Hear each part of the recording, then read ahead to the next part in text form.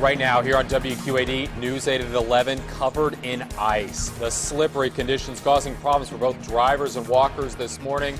How thick it is in some parts of the country. Live from WQAD, News 8 at 11 starts now. Good morning and welcome into the first half hour of WQAD News 8 at 11. I'm Jonathan Ketz. And I'm Angie Sharp. It just looks so painful. I feel so bad have to for laugh that at it, but God, that was all of us this morning, wasn't it? Yes, a lot of people have been slipping, talking about the bad conditions outside, and the question is, where do we go from here? Yes, let's check in now with Storm Track 8 meteorologist Taylor Graham. She's in for Eric Sorensen today. Joins us now to tell us what we can expect heading into this afternoon. Hopefully not any more slips and falls, Taylor. We only have about an hour left of this winter weather advisory, but it was a nasty start to the morning. I know a lot of us saw some freezing rain earlier today and even just a little bit lingering around. Many of us are still under that winter weather advisory. Again, that will last for another hour or so. Seeing a little bit of pink on our storm tracker, that's where we're still seeing some of that freezing rain, but a lot of that at the moment is transitioning to just plain old rain, and that will continue as we head into the afternoon. Here's a pretty large loop of where that rain is moving. As you can see, it's moving from south to north. And for the rest of today, it's going to be a pretty big soaker. I still want you to watch, though, for some icy spots as we get into the later part of the morning. Once we get into the afternoon, everything will transition to rain. We will be watching for some fog to develop, and I'll tell you in a few minutes how long this rain will last. Taylor, thank you. If you're driving today, slow down. That's the message from police after responding to several accidents around our area. Early this morning, a 10 to 12 car pileup took place on Interstate 88 near the Interstate 80 interchange. Police say they aren't exactly sure what caused the accident, but they say slick weather conditions made it harder for drivers to avoid it after it happened. Quick change in weather, the quick changing temperatures, caught a lot of drivers off guard, caused a few of them to skid. Some of those ended up in the middle of the roadway. No one was seriously hurt from the accidents. Drivers who were stuck on the road were later towed away from the scene. Well, in addition to those accidents, the overnight ice storm caused some slips and falls. But in other parts of the Midwest, this extreme winter weather turned deadly. Adrian Bankert shows us some of the close calls caught on camera. This morning, deadly ice storms crippling the heartland. Watch as this car hits a patch of black ice in Kansas City, sliding at least 100 feet down the road through a red light. Countless close calls Sunday, like this highway trooper quickly maneuvering out of the way to avoid a collision with a semi-truck. Here in Nebraska, dangerous icy roads causing these two semis to collide in a fiery crash on Interstate 80. Both drivers survived. Others were not as fortunate. Since Friday, at least 9 people have died in weather-related car accidents. It's even too slippery to walk outside. This Missouri delivery man taking a tumble. Oh, are you okay? The ice reaching up to an inch thick in some parts of the country, coating everything from sidewalks to cars.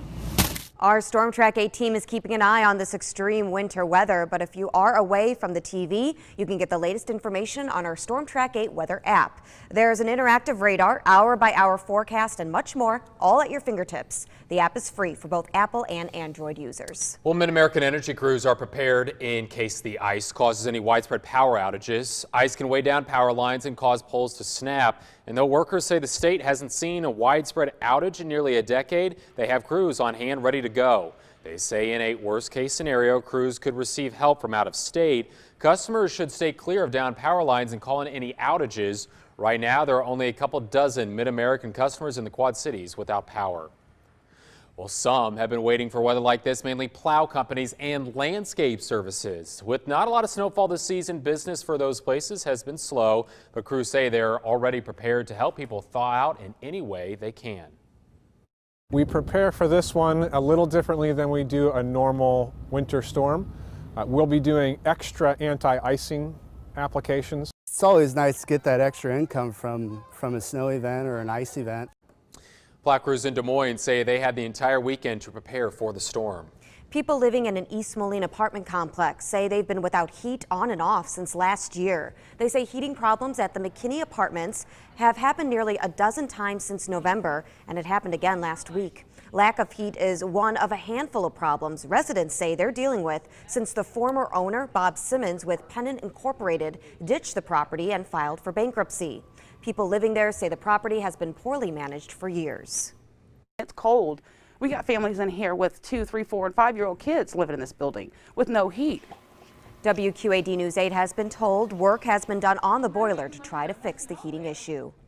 A Scott County man says he wants the mess behind his house cleaned up. Jerry Tracy lives in front of what's left of the Lake Kenyatta Mobile Home Park just west of Davenport.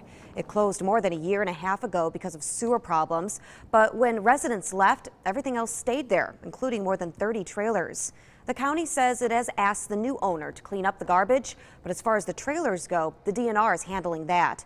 The county says the DNR tested the trailers to see if there's any asbestos and is waiting on results before giving the owner the go-ahead to tear them down. Davenport leaders are planning to put millions of dollars into the city's streets and sewers over the next few years. City Council held its second budget work session on Saturday, focusing on the 6-year plan for infrastructure projects. City leaders say they want to invest heavily in streets and sewers, spending $124 million over the next 6 years. Many of the specific projects come from resident suggestions. Throughout the year, we'll receive a lot of inquiries and a lot of comments from residents of, when is this street going to be fixed, or get to that. A lot of that input actually is very helpful for us in formulating the game plan for what it is that we're going to be addressing over the next 6 years. Next year alone, city leaders plan to put $18 million into street projects, including repairs to Rockingham Road. Galesburg city officials plan to hold a public hearing tomorrow on how to move forward with a plan to replace the city's lead water service lines. Last summer, lead was discovered in the water supply of dozens of homes, but new tests show the city's water is now meeting federal water quality standards. The city is now working to replace hundreds of lead water lines running into homes, which is being paid for with a $4 million forgivable loan. That public hearing will be held tomorrow night at 6 o'clock at Galesburg City Hall. A special meeting will also be held tomorrow night with the Galesburg School Board. Board members say they need to cut $2 million from their budget, and they're considering getting rid of 10 teacher and librarian positions to help do so. The district also faces several $1 million worth of mandated repairs to buildings throughout the district. Because of declining enrollment and overcapacity, though, the board is looking at the possibility of combining grade levels differently and closing some school buildings. The East Moline Education Association is figuring out their next plan of action as they continue to fight for what they call fair pay. Comes after last Monday's picketing outside of Glenview Middle School and a walk-in, walk-out protest that happened on Friday. The union and the Board of Education have been in an impasse in contract negotiations since last September. We're frustrated in the sense that negotiations have stalled, that they've been shut down, and we feel by the Board of Education that it feels as if they don't want to have a resolution to this anytime in the near future. Members of the East Moline Education Association plan to meet tomorrow at 3:30 to discuss strategy. The union has not called for a strike vote, but has set up a strike office to prepare for the possibility of a walkout. Illinois' largest public employee union will ask its members whether they would support a strike. AFSCME is at odds with Governor Bruce Rauner over union rights, pay, and benefits. Voting starts at the end of the month, but would not guarantee a strike. State labor regulators have declared the 2-year-old talks at an impasse.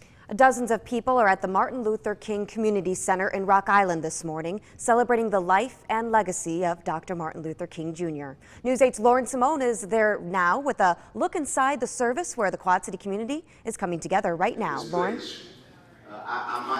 Yes, this service started with words from the late Dr. Martin Luther King himself from one of his bigger speeches. I've been to the mountaintop, and I'm going to go ahead and step to the side so you guys can look and see what's going on right now. Speaking now is Pastor Mark Anderson from the Church of God in Davenport. So, so far we've seen, we've heard some beautiful music from the Westbrook Singers and some other scholarships were presented to Rock Island high school students there.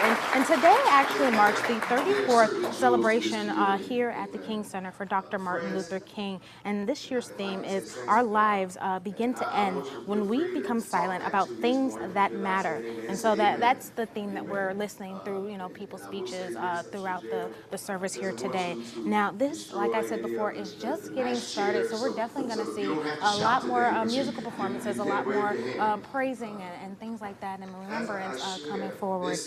We expect to bring you more for a full look at this celebration later on at WQAD News 8 at 5 and again at 6. But for now, live in Rock Island, Lauren Simone, WQAD News 8.